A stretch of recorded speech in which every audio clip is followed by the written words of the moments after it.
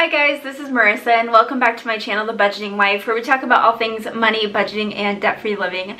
Today I'm sharing with you a story time about my biggest budget fail, which has been a recent mistake that I made in the month of August. And so I thought I'd just sit down and share with you so that hopefully you never have to experience the mistake that I made. But before we get into the video, don't forget to subscribe to my channel if you're not already subscribed. I would love to have you as part of my YouTube community. And with that, let's get straight into the video. So I am one of those fortunate people who has double coverage medical insurance, and which is something that I have loved for a very long time, and I definitely don't take that for granted. But the budget mistake all came down to my secondary insurance. So basically, this is how insurance has worked for me for the past 10 or so years. My parents are divorced, and so I have a primary insurance coverage with my mom and a secondary insurance coverage with my dad. And both of them have a family insurance plan because they have me and my sister. And with the way the insurance works, it is the same price for them to cover themselves and my sister as it would be to cover themselves, my sister, and me. So it's no added cost to keep me on their insurance. I am also able to be on their insurance because I am 24 years old, and you can stay on your parents' insurance until you're 26. Now, my employer does offer a medical insurance plan, but if I were to go with my employer's insurance plan, I would be paying the premium, whereas with my parents, they're not paying any extra and I'm not paying any extra. So it works out well for me to just stay on their plan until I'm 26, since they are still covering my younger sister. And I hope that all makes sense, because I have had some people ask me, like, why are you not just like on your employer's medical plan?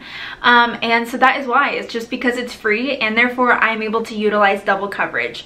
And so the way that my double coverage has worked for the past 10 years that I've had it is that I've never had to pay anything at all for medical. Whether I go to the dentist, the doctor, a specialty doctor, urgent care, physical, any sort of thing, I never have to pay a dime because my primary insurance takes care of the insurance portion and secondary picks up anything that was left over. So whenever I go, I never even have to pay a copay, which has been an awesome situation for me to have for a super long time.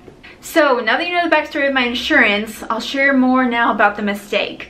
So basically, I learned that I was covered for 20 massages and adjustments a year with my insurance. So in fall of 2017, I began going to see a local chiropractor who opened his own business and is a super sweet guy.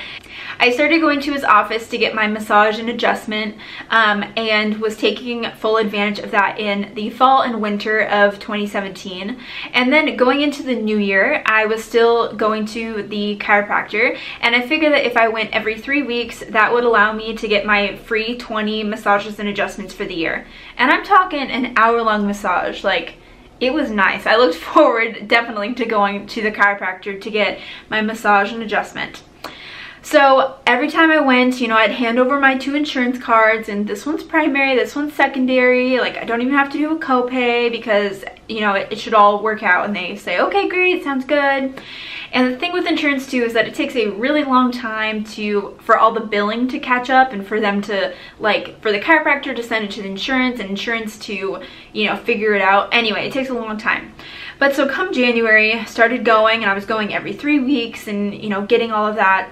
And then come like May or June, the chiropractor mentioned to me, like, hey, we've had a little bit of trouble with like your secondary insurance. And I was like, yeah, you know, that's just like how it is, because honestly, insurance is difficult sometimes. And I've had before where they get like mixed up of who's primary and who's secondary, and then it's just a hassle to figure out all of it. And so I've definitely experienced the trouble with insurance, and so I figured it was just another one of those scenarios. I was like, well, they'll figure it out. Like, you know, I'll call them and we'll, you know, get it all figured out.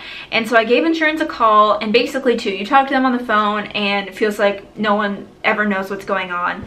And so they told me to just have the chiropractor rebill, so I had them rebill.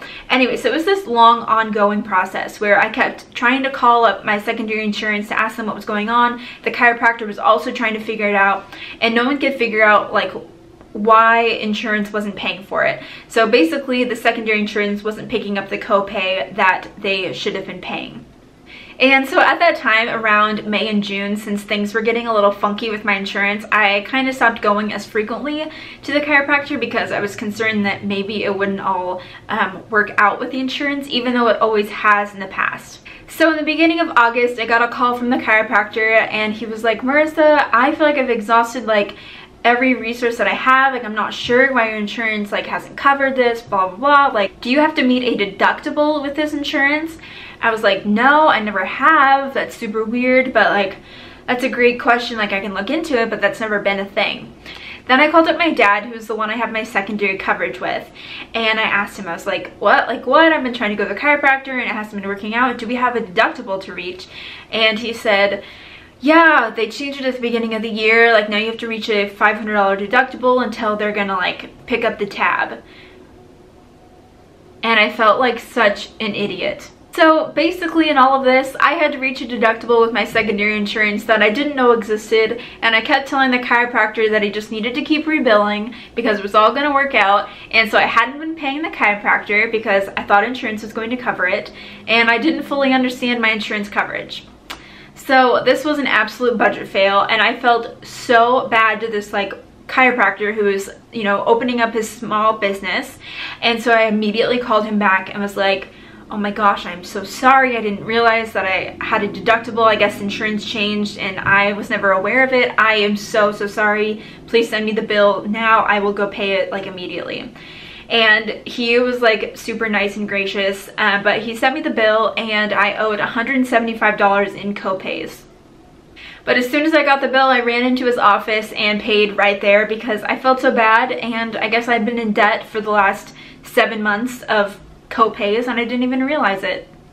So with this, I learned a few lessons. One, that you need to make sure that you understand fully your insurance coverage. Even though it has been with my parents, I am a grown adult and I should have been asking if there were any changes, or just trying to make sure that I'm aware of anything to do with my insurance. Yes, it was definitely a bummer that I didn't know that it was changing, but it is my responsibility to understand all of my insurance coverage. Also, I understand that this $175 is the only money I have ever personally spent on anything related to medical, because I've had such great insurance coverage with having double coverage. So therefore, while it is a budget fail, I'm totally fine with it because I haven't had to pay anything for medical for myself, and I still have another 2 years where I get to benefit from this. But it is something that now going forward, I'm definitely going to make sure that I'm aware of and start saving some money in a sinking fund for medical so that I can cover all of my co-pays until I would have my secondary coverage reach my deductible. So that is my story time of my biggest budget fail, and my reminder to you to make sure that you are understanding your insurance coverage so that you don't go frivolously get a whole bunch of massages that you thought were for free. So if you guys enjoyed this video, don't forget to give it a thumbs up, and also don't forget to subscribe to my channel if you're not already subscribed. And with that, I will see you guys in the next video. Bye guys.